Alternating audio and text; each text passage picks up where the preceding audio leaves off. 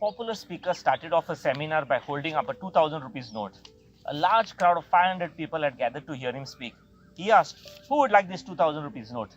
All the 500 people who were gathered raised their hands. He said, I'm going to give this 2000 rupees note to the one of you, but let me do this. He crumpled the note up and then he asked, who still wants this? All the 500 hands still went up.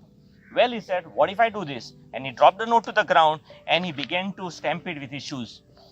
He picked it up, showed it to the crowd. The note was all crumpled and dirty. Now, who still wants it? He asked the crowd.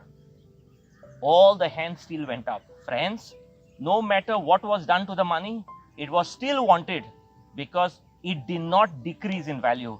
It was still worth rupees 2000.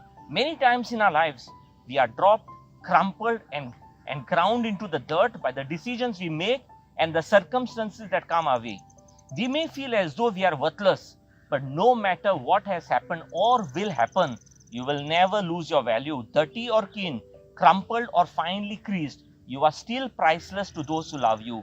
What helps is to carefully uncrumple the money note and to iron out the wrinkles until it's neat and crisp. Friends, self-worth is simply defined as the level of importance you place on yourself. It is an emotional outlook that determines how and what you feel about yourself in comparison to other people. This evaluation has profound impact on the choices you make since it determines to a great extent what you consider yourself capable and worthy of doing. Today, when I talk to a large number of students and explore their concerns and dig deep into the roots of their problem, it often shows that they are struggling with a deep sense of unworthiness. The underlying cause of self-sabotage in a person's life is undoubtedly not feeling worthy enough. Now, what are the killers of self-worth? We each have within us some inner enemies that can quickly kill off our self-worth. They drain our lives of potential and our purpose. And if left unchecked, they can unfortunately quickly erode our grandest plan and our noblest intention. The causes of low self-worth can be hard to identify. There is no one cause for everyone, and some people suffer from a variety of reasons. But the following are some of the common situations that sabotage our worthiness. Point number one, some people measure their self-worth by the number on a scale. After we have hopped on an Instagram, we are inundated with picture-perfect versions of others. The more Insta-worthy pictures you view, the more unworthy you and your life can feel. This feeling is reinforced and likely made worse by social media and the constant and ever-changing messages you receive about what you need to do, to look like, and to act in order to feel worthy. It can leave you feeling like you need to hide parts of yourself that aren't perfect or don't fit within the norms.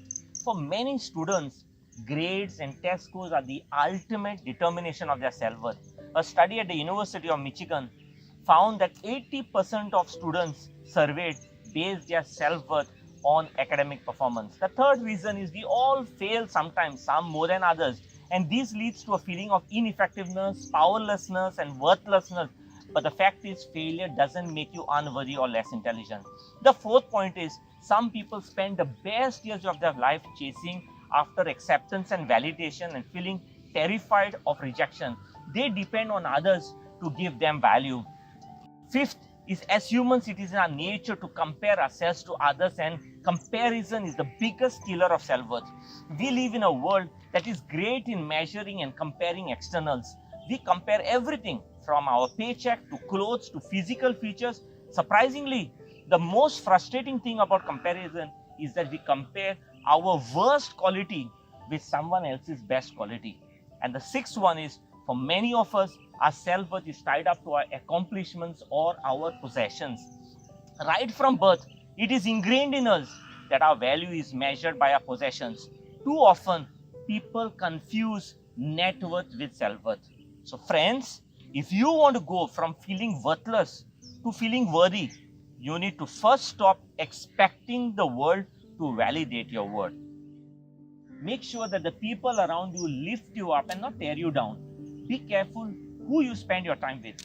Third, be mindful and aware of your negative thoughts. Don't believe everything you think. As soon as you find yourself going down the path of self-criticism, gently note what is happening. Be curious about it. and remind yourself these are only thoughts, not facts. Fourth, how we habitually talk to ourselves determines how we habitually feel about ourselves. Be aware of your negative self talk and replace them with positive affirmations by telling yourself that you are worthy, valuable, beautiful, strong, lovable, and enough. The more you say the words I am worthy, the more the magic will be unlocked. Fifth, remember you too are a champion. Albert Einstein once said, everybody is a genius, but if you judge a fish by its ability to climb a tree, it will live its whole life believing that it is stupid. We all have our strengths and weaknesses. You may be brilliant in music, but fearful of public speaking. It's easy to make generalizations when you mess up or fail at something, but reminding yourself of the ways you rock in your strengths offers a more realistic perspective of yourself.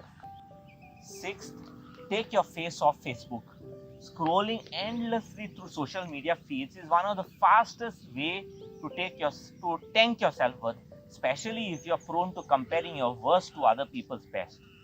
Friends, when you realize you're worthy, all the stuff that has happened that made you question your worthiness will begin to fade into the background. The beliefs will begin to crumble.